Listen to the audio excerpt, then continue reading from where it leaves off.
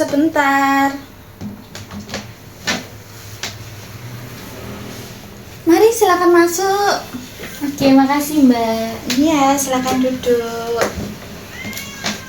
Baik, apakah duduknya sudah nyaman, Mbak? Sudah kok. Oke, ini betul dengan Mbak Frisa ya? Iya betul, kemarin aku udah WhatsApp Mbak Dinda ya, betul? Iya, betul banget. Oke, gimana nih kabarnya Mbak Frisa pada malam hari ini? Alhamdulillah kabarnya lagi baik. Kalau Mbaknya gimana kabarnya? Alhamdulillah saya sendiri juga sehat. Apalagi akhir-akhir ini cuaca tidak menentu ya Mbak ya. Betul, kadang panas, kadang Ada hujan. iya. Apalagi kemarin-kemarin juga sempat hujan yang lama itu ya 1 hari. Iya. Itu saya juga lumayan susah untuk keluar. Iya kan, menghambat aktivitas Iya, banget ya. betul banget. Oke, sebelum kesini apakah Mbak Frisa ada kegiatan? Iya, tadi habis ketemuan sama teman-teman SMA sih, kayak udah lama nggak meet up gitu, terus kayak ya ini mungkin waktunya gitu. Oke, berarti lagi dalam mood yang baik ya ini ya, karena Insya Allah. bertemu dengan teman lama ya. Iya betul, tapi nggak tahu nanti kalau udah nyampe di rumah gimana ya. Oke, nggak apa-apa. Nah, kita karena ini juga sudah malam, bagaimana kalau kita langsung memulai saja sesi konselingnya ya? Oke. Sebelum itu, apakah Mbak Frisa sendiri pernah melakukan proses konseling? Belum, ini kayaknya pengalaman pertama saya. Oke, first time ya? Iya, betul. Baik konseling individu maupun konseling kelompok, Mbak Frisa ini tidak pernah? pertama kalinya. Oke, baik, kalau gitu saya jelaskan terlebih dahulu ya, bagaimana proses yang akan kita lakukan selama berjalannya konseling kali ini. Jadi nantinya diharapkan Mbak Frisa ini mampu secara terbuka dan juga jujur dalam menceritakan permasalahan yang akhir-akhir ini mungkin sedang mengganggu aktivitas sehari-hari Mbak Frisa atau mengganggu pikiran Mbak Frisa. Nah, selain itu Mbak Frisa juga tidak perlu khawatir dalam menceritakan permasalahannya. Karena dalam konseling kali ini tentunya saya sendiri sebagai konselor pastinya akan menjaga 100% kerahasiaan cerita Mbak Frisa sehingga tidak akan keluar dari forum ini. Apakah dapat dipahami Mbak? Iya. Oke, mengerti. Oke, selain itu saya juga berharap kepada Mbak Frisa mampu dalam bekerjasama dengan saya untuk menjaga kerahasiaan apapun dalam ruangan konseling ini juga. Baik. Untuk waktunya apakah Mbak Frisa setelah ini ada kegiatan lain? Kebetulan iya sih Mbak, kayak sekitar 1 jam atau 2 jam lagi itu saya harus keluar sama adik saya. Oke, baik, kalau begitu mungkin waktu konseling kali ini kita cukupkan sekitar 45 menit saja gitu ya. Oke, Sepakat? Oke, sepakat. Oke, baik. Nah, kalau gitu apakah Mbak Frisa sudah siap? Oke, insya Allah sudah siap. Oke, silakan mungkin Mbak Frisa bisa menceritakan mulai dari awal bagaimana sih permasalahan yang akhir-akhir ini sedang Mbak Frisa rasakan. Ya, pertama saya mau cerita ya, kayak apa yang saya rasakan akhir-akhir ini tuh kayak saya lagi mengalami kecemasan. Nah, kecemasan itu kayak selalu ada pemicunya gitu. Kayak cemasnya tuh akan rasa kehilangan orang di sekitar saya, orang-orang yang saya cintai gitu.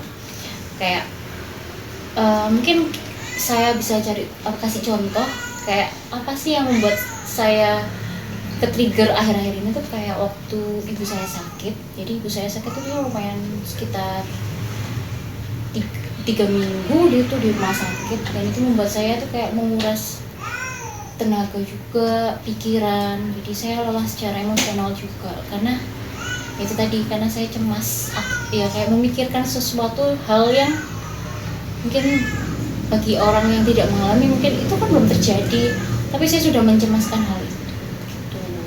Oke, baik, berarti berdasarkan apa yang sudah Mbak Frisa ungkapkan barusan, permasalahan yang akhir-akhir ini sedang mengganggu pikiran Mbak Frisa ini terkait perasaan kecemasan atau ketakutan akan kehilangan oleh seseorang yang dicintai, seperti itu ya. Karena juga baru-baru ini terdapat pemicunya yang berupa ibu Mbak Frisa ini sedang sakit. Iya betul. Oke, baik. Mungkin bisa Mbak Frisa jelaskan lebih detail lagi. Jadi sebenarnya permasalahan ini tuh kayak sudah mengakar udah bertahun-tahun ya. Kayak sekitar mungkin saya masih duduk di bangku SD. Jadi sekitar tahun 2000 berapa gitu ya. Itu saya kehilangan ayah saya. Jadi dan itu di depan mata saya. Jadi kayak saya menyaksikan proses ayah saya pergi itu bagaimana saya tuh mengalami dan melihat langsung gitu. Jadi akhirnya tuh rasa cemas karena saya tuh kayak mengingat kayak saya cuma punya ibu sekarang gitu. Oke, baik. Sebelum kita lanjutin, bagaimana kalau kita memberikan nama atas permasalahan yang sedang Mbak Frisa alami akhir-akhir ini? Mungkin Mbak Frisa memiliki sebuah ide untuk memberikan nama tersebut? Bentar ya Mbak ya, saya mikir bentar. Oke. Apa ya, cemas. Oke, kayaknya cocok deh ini sama jadi saya pernah lihat film nih Mbak, tahu Inside Out kan Inside ya? Out, oke, Ya, tahu. Inside Out itu kan punya berbagai macam, kayak dia tuh diibaratkan kayak sebuah bola-bola emosi yang dimiliki sang tokoh utama. Jadi salah satu emosi tersebut itu ada yang namanya anxiety. Kayaknya tuh cocok deh dia dinamakan, mungkin bisa dinamakan anxiety. Oke, baik. Kita sepakat untuk memberikan nama atas permasalahan Mbak Frisa ini sebagai anxiety itu tadi ya. Yeah. Sehingga kedepannya ketika kita membicarakan permasalahan tersebut, kita bisa menggunakan nama anxiety. Jadi tidak usah menggunakan kata cemas atau takut atau yang lainnya. Jadi kita ibaratkan sebagai anxiety itu tadi. Saya mungkin bisa kayak sebagai bola gitu mungkin ya. Oke, nah di sini Mbak Frisa bisa beranggapan bahwa Mbak Frisa dengan permasalahan itu tadi yang bernama anxiety itu tadi merupakan dua orang yang berbeda. Jadi seakan-akan ini adalah Mbak Frisa dan kemudian ini adalah anxiety. Jadi ini adalah dua orang yang berbeda. Anxiety tidak melekat pada diri Mbak Frisa dan Mbak Frisa juga tidak berdekatan dengan anxiety itu tadi. Nah, bagaimana sih perasaan Mbak Frisa terhadap anxiety itu tadi? Perasaan saya mungkin ya gimana ya Mbak ya, kayak ya itu terbalik lagi, kayak perasaan takut, cemas, kayak ini kayak levelnya udah kayak berlebihan gitu Mbak. Dan ini sangat berefek besar bagi hidup saya. Jadi kayak itu sih, ketakutan yang berlebihan, terus cenderung menutup diri begitu. Oke, baik. Kira-kira pengaruh apa sih yang diberikan oleh anxiety itu terhadap diri Mbak Frisa? Ini tentu aja kayak berefek besar ya Mbak ya. Kayak kemarin tuh setelah saya mengurus ibu saya sakit itu, ternyata giliran saya kayak shift-shiftan gitu. Jadi saya sakit selama 1 bulan. Jadi saya keliling dokter, kayak penyakitnya nggak sembuh-sembuh gitu loh. Jadi kayak saya cukup stres karena permasalahan sama saya, terus karena saya nggak sembuh-sembuh. Jadi kayak numpuk, akhirnya tuh puncaknya saya opname. Jadi bisa disimpulkan ini efeknya tuh besar ke kesehatan saya. Mungkin kayak saya nggak alam bawah sadar saya tuh nggak menolak gitu loh, menolak kayak untuk bangkit dari rasa kecemasan yang bertubi-tubi gitu.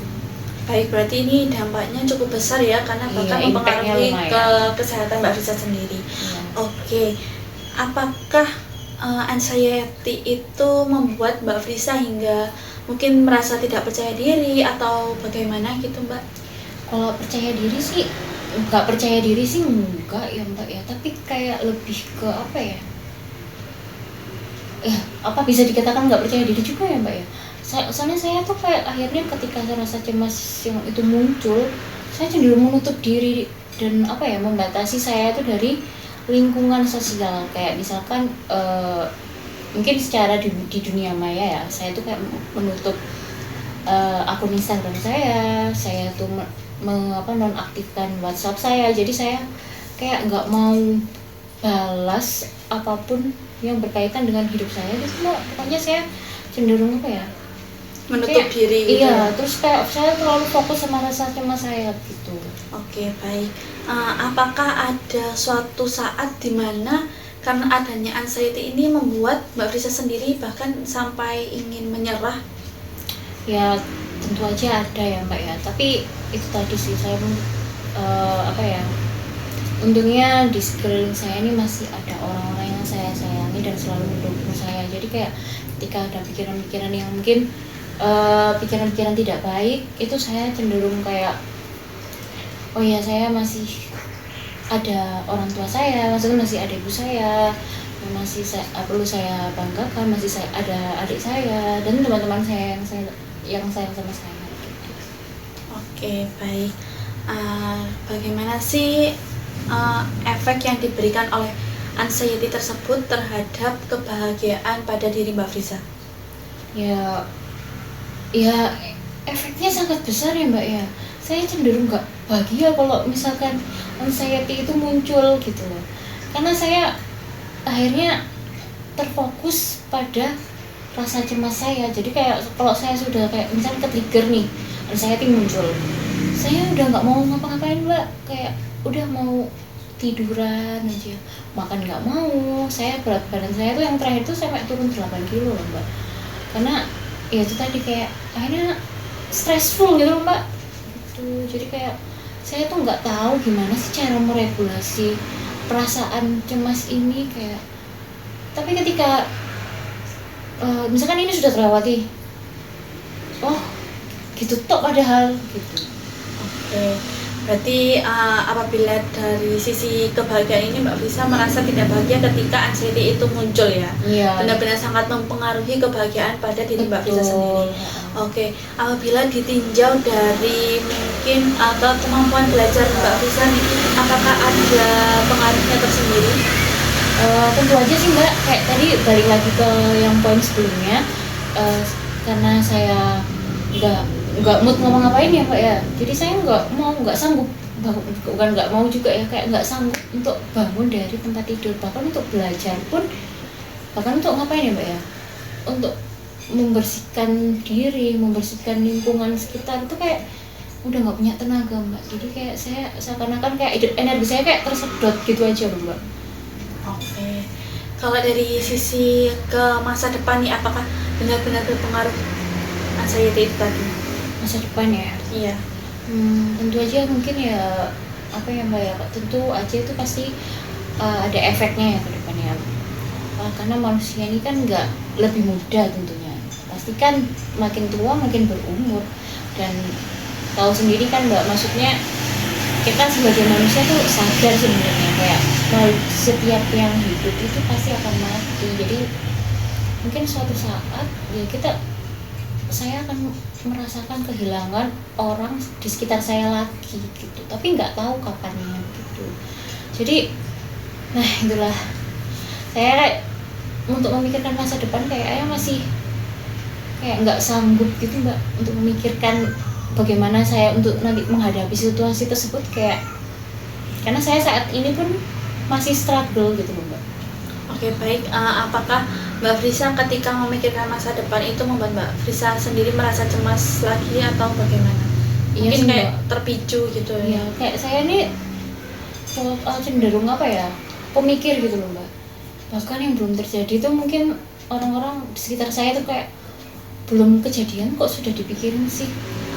Kayak cenderung ketika saya mengungkapkan perasaan itu, tapi saya balik lagi kayak iya juga ya, tapi itu kayak hal yang sulit saya kendalikan gitu loh Mbak. Saya sendiri juga nggak tahu gimana caranya menghadapi situasi tersebut gitu. Oke, kita kembali lagi nih ke yang pengaruh dari anxiety ini terhadap masa depan Mbak Frisa. Nah, ketika Mbak Frisa memikirkan masa depan itu kan merasa kayak terpicu kecemasannya gitu kan. Nah, ketika itu apakah Mbak Frisa cenderung merasa kayak nggak siap untuk menghadapi masa depan atau bagaimana? Saya kalau ditanya ditodong seperti ini kayak cukup mikir ya Mbak ya. Tapi dikatakan siap, ya siap nggak siap Mbak. Gitu sih, saya siap nggak siap, karena kalau memikirkan masa depan pasti kita kan harus menghadapi itu gitu. Tapi ketika nanti kalau kita sudah nyampe ke masa depannya, apakah saya bisa melewati itu semua, itu masih tanda tanya bagi saya sendiri.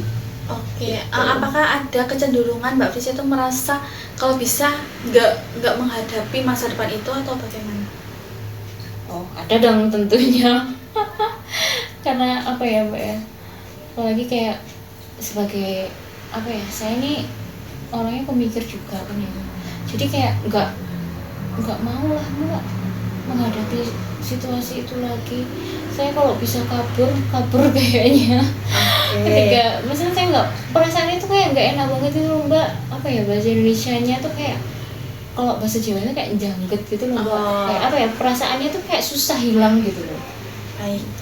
Oke, kalau gitu kita beralih ke mungkin kalau misalnya apakah ada efek anxiety itu tadi terhadap lingkup pertemanan atau hubungan keluarga Mbak Frisa? Oh tentu aja Mbak. Kan tadi mungkin saya sudah banyak ngomong tadi ya itu ya. Ya karena saya cenderung menutup diri, akhirnya itu kan kayak teman-teman saya, misalnya keluarga saya berusaha reach out saya kayak kenapa, ada masalah apa, tapi saya tuh apa ya Mbak ya, susah gitu loh mengekspresikan diri untuk cerita ke seseorang itu, kayak saya perlu waktu hingga akhirnya mungkin saya sudah sedikit-sedikit gitu Mbak, jadi nggak langsung kayak all out untuk cerita tuh enggak, jadi kayak bertahap gitu.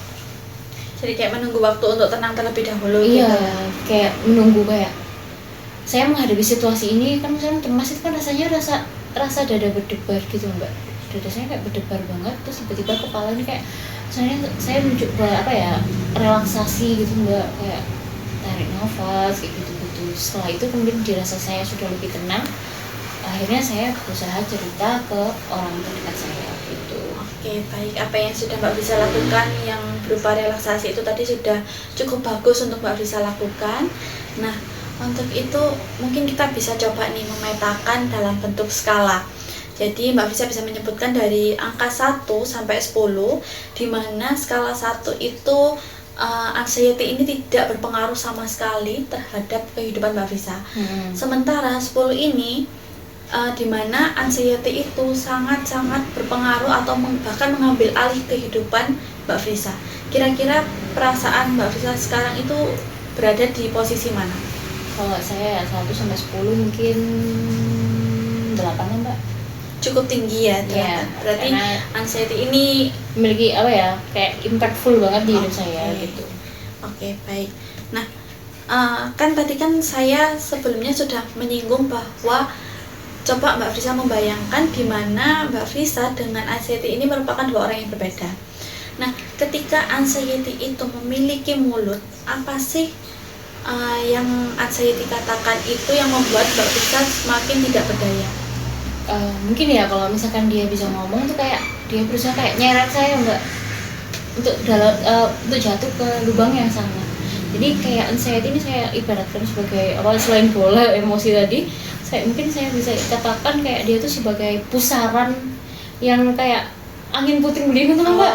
Okay. Jadi kayak berusaha nyedot saya secara emosional, secara fisik juga gitu. Jadi berusaha kayak ayo gitu loh, kalau bisa ngomong mungkin seperti itu ya. Kayak menarik dengan kata ayo masuk gitu. Ke lubang itu. Oke. Berarti trik apa sih yang dimainkan oleh anxiety ini yang benar-benar hingga membuat Mbak Frisa sendiri tuh merasa sengsara? Trik ya, kayak selain kayak mendorong gitu, kayak menarik gitu, mungkin kayak berusaha menenggelamkan saya ke dalam pusaran itu tadi, kayak udahlah ngapain, udahlah pikirin aja nih masalahnya gitu, kayak cemas aja loh gitu loh, kayak berusaha seakan-akan itu dia bisa ngomong seperti itu. Kayak ketika saya berusaha mencari distraksi itu kayak mungkin ini kadang-kadang ya Mbak ya, nggak selalu kok, kadang-kadang kayak kayaknya saya lupa lagi, kayak misalnya lupa perasaan bahagia ketika sudah mencari distraksi itu tadi, terus saya kayak ingat lagi kayak gitu. Oke. Gitu. Berarti trik yang dimainkan ini menenggelamkan Mbak Frisa, gitu ya, berusaha menarik serta menenggelamkan ke dalam pusaran itu tadi. Oke, baik. Nah, sebelumnya apakah Mbak Frisa sering mengalami anxiety ini? Ya cukup sering nih Mbak, kayak kalau akhir-akhir ini saya ini pribadi yang cenderung mudah cemas gitu sih Mbak. Oke, sebelum ini apakah cukup sering? Ya, akhir-akhir ini sudah cukup sering sepertinya. Lumayan cukup sering. Apakah ada waktu tertentu di mana Mbak Frisa pernah mengalami keberhasilan dalam mengatasi anxiety itu tadi? Oh, tentunya ada ya momen-momen seperti itu, ketika kayak misalkan kayak masalah-masalah yang membuat saya cemas itu tadi, kayak momoknya itu kayak sudah teratasi, kayak misalkan ibu saya ini sudah sembuh, itu kan saya sudah merasakan, maksudnya Sudah terlewati. sudah terlewati, betul. Akhirnya saya kayak merasakan, oh ini sesuai dengan apa yang saya mau gitu loh, Mbak. Oke, baik. Nah, kira-kira ketika anxiety itu muncul dan kemudian Mbak Frisa beranggapan bahwa anxiety itu telah berhasil Mbak Frisa lawan, apa sih yang sudah pernah Mbak Frisa lakukan dalam melawan anxiety itu tadi? Usaha saya Iya. maksudnya. Kayak apa ya, Mbak ya, kayaknya mungkin kalau yang berusaha saya lakukan sekarang itu yang pertama tadi relaksasi itu sih, Mbak, relaksasi. Terus kayak saya berusaha apa ya, nge-brainwash saya, kayak seakan-akan apa sih, ada sesuatu hal yang tidak bisa kamu kendalikan, seperti munculnya anxiety ini kan hal yang tidak bisa saya kendalikan tuh, Mbak. Ya kayak misalkan saya sekarang ya bisa ngomong kayak gini karena saya lagi lumayan waras. Jadi kayak kalau ngomong mungkin gampang ya, jadi gitu. Oke, baik.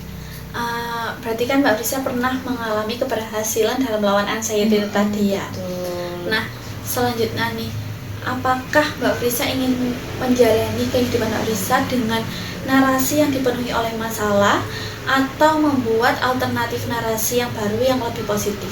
Aduh ya, tentu saja yang kedua, Mbak. Yang poin yang kedua, yang alternatif apa? Cerita yang lebih positif. Iya, betul. Oke, berarti Mbak Frisa ingin mengubah hidupnya dengan menggunakan narasi yang lebih positif ya, Mbak? Iya, kalau bisa saya kendalikan seperti itu, saya lebih memilih itu sih, Mbak. Oke, baik. Nah, kita coba deh, kita membayangkan di sebelah situ sekiranya ada layar besar di mana terdapat adegan itu Mbak Frisa. Adegan yang pertama nih, Mbak Frisa tidak mampu dalam melawan anxiety. Kan tadi sudah kita bicarakan ya bahwa Mbak Frisa dan anxiety merupakan dua orang yang berbeda. Nah, dalam adegan tersebut Mbak Frisa itu tidak sanggup melawan anxiety itu. Sedangkan di adegan kedua Mbak Frisa sudah mampu dalam melawan anxiety. Nah, kira-kira di bayangan Mbak Frisa pada video tersebut adegan apa sih yang muncul atau yang sedang dilakukan Mbak Frisa di adegan pertama maupun adegan kedua? Kira-kira ketika adegan pertama nih, apa sih yang sedang Mbak Frisa lakukan? Kalau adegan pertama itu tadi kan lebih ke anxiety yang menguasai itu kan. Ya mungkin apa ya, Mbak ya, yang saya lakukan itu mungkin sekarang saya lagi meraung-raung, menangis, mengurung diri seperti itu, kayak cenderung apa ya, kayak nggak ada kehidupan gitu loh, Mbak. Pokoknya intinya kayak udah jadi kayak orang stres gitu kali, Mbak. Berasa kayak hidupnya berwarna hitam putih gitu ya? Iya, berwarna hitam, iya, kayak seakan-akan ya kayak ada apa ya, Mbak ya, kayak langit mendung gitu loh, Mbak. Oke, baik. Kalau di adegan yang kedua nih, kira-kira apa sih yang sedang Mbak Frisa lakukan?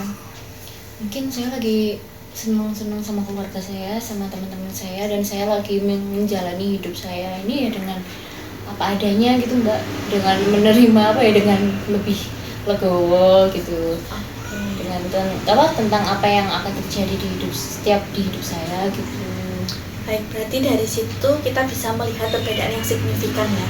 Berarti dimana ketika adegan pertama Mbak Frisa itu merasa hidup tidak berwarna, kemudian merasa tertekan, merasa stres, merasa kemudian adegan yang sedang dilakukan mengurung diri gitu tadi ya.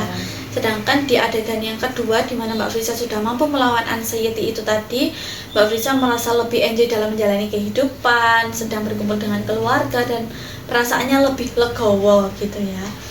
Oke, nah kira-kira nih Mbak, dari perubahan itu tadi antara adegan 1 ke adegan 2, siapa sih yang pertama kali mengetahui perbedaan tersebut? Tentu saja itu kan diri saya sendiri. Mungkin selain itu bisa disaksikan sama orang-orang sekitar saya ya, kayak keluarga saya, teman-teman saya gitu. Oke, berarti yang pertama kali mengetahui tentunya Mbak Frisa sendiri, kemudian orang-orang terdekat. Betul. Oke, baik. kemudian nih kan kita sudah memiliki pandangan baru ya ketika melihat video itu tadi. Nah, kalau gitu kira-kira apa sih rencana tindakan baru yang akan Mbak Frisa lakukan? Ini untuk menghadapi situasi ini lagi ya. Apa ya Mbak ya? Mungkin lebih fokus sama diri saya sendiri ya Mbak ya. Kayak lebih mengatur apa ya? Berusaha mengatur pola pikir juga. Terus habis itu mungkin akhir-akhir ini juga saya lagi mencoba teknik itu Mbak, journaling kayak mencatat apa yang sedang terjadi di hidup saya per hari ini, terus apa yang saya alami gitu-gitu. Terus saya jadikan dalam satu buku gitu Mbak. Itu meliputi kayak tentang apa yang terjadi, emosi saya hari ini kayak gimana gitu. Oke, baik, rencana yang barusan Mbak Frisa ungkapkan ini sudah cukup baik. Apakah ada rencana lain yang mungkin sudah Mbak Frisa rencanakan tetapi belum sempat terrealisasikan? Sepertinya belum ada terbesit di pikiran saya sih Mbak. Ya sejauh ini masih coba teknik journaling itu sih, kayak mungkin lumayan apa ya, sedikit lebih membuat emosi saya ini enggak yang terpendam. Iya, terpendam gitu. Misalkan saya kan memang cenderung enggak begitu cerita gitu loh Mbak. Jadi mungkin sebelum saya cerita itu bisa saya tuang dulu sebagai tulisan gitu. Oke, baik. Apakah dengan seperti itu Mbak Frisa merasa lebih lega sedikit?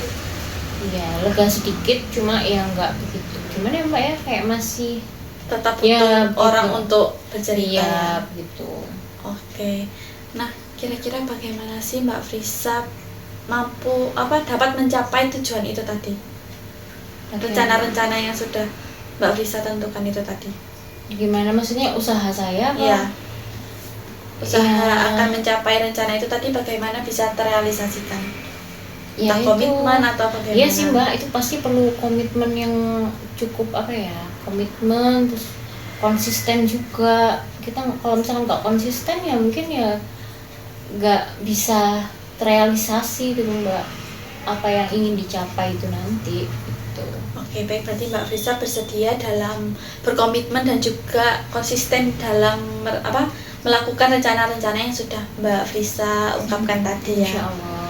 Oke, kira-kira gimana nih perasaan Mbak Frisa setelah mengikuti sesi konseling kali ini? Ini lumayan lega ya Mbak ya, karena kayak saya ini akhirnya bisa menemukan orang untuk saya cerita, sharing kayak gini secara secara lebih mendalam mungkin ya. Mungkin kalau misalkan sama temen itu kan takutnya kalau misalkan ada perasaan kayak pandangan yang kayak gimana gitu Mbak ya. Kalau sama Mbak Dinda ini kan mungkin saya cenderung kayak, kan Mbak Dinda nggak kenal saya secara pribadi kan ya, jadi saya kayak ya udahlah gitu Mbak, kayak nggak masalah gitu. Oke, baik, berarti Mbak Frisa lebih merasa sedikit lega gitu ya ketika berbagi cerita dengan saya. Betul. Oke, selanjutnya apakah ada yang ingin disampaikan lagi Mbak? Saya rasa cukup sih Mbak.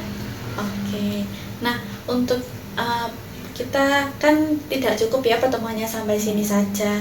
Selain itu karena adanya keterbatasan waktu dan kita kan tentunya juga akan melihat sejauh mana sih perkembangan emosi atau perkembangan perilaku yang sudah Mbak Frisa rencanakan tadi, yang ketika mencatat jurnal itu bagaimana, kedepannya perasaannya bagaimana, apakah ada situasi pemicu lagi.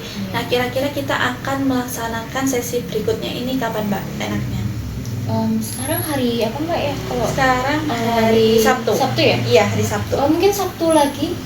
Oke, di minggu depan ya berarti ya? Sabtu minggu depan. Baik. Apakah di jam yang sama? Iya, kayaknya jam yang sama aja Mbak. Oke, kalau gitu kita sepakat menjalankan sesi berikutnya atau pertemuan kedua pada hari Sabtu di minggu depan dan juga jam yang sama ya. Yeah. Di situ nanti Mbak Frisa bisa menceritakan terkait perkembangan yang Mbak Frisa alami atau mungkin ada hambatan-hambatan yang Mbak Frisa temui dalam menjalankan rencana-rencana yang sudah kita bahas tadi. Nah, untuk itu bisa kita cukupkan sesi konseling kali ini. Dapat saya simpulkan bahwa Mbak Frisa ini awalnya yang mulai sering merasa cemas atau takut akan kehilangan orang yang dicintai, kemudian saat ini Mbak Frisa sudah merasa mulai lebih lega dan juga terbuka pemikirannya gitu ya. Apakah betul Mbak? Iya Mbak. Oke, untuk itu mungkin Mbak Frisa bisa lanjut ke aktivitas Iya, lainnya. Mbak makasih banyak ya Mbak ya. Iya, sama-sama. Saya juga terima kasih karena Mbak Frisa Iya. sudah mau bekerja sama dengan saya, Oke, mampu iya. bercerita secara terbuka dan juga jujur dalam menyampaikan perasaannya. Jadi sampai jumpa di minggu depan ya Mbak. Iya. Mbak makasih ya Mbak. Iya, hati-hati Mbak. Assalamualaikum. Waalaikumsalam.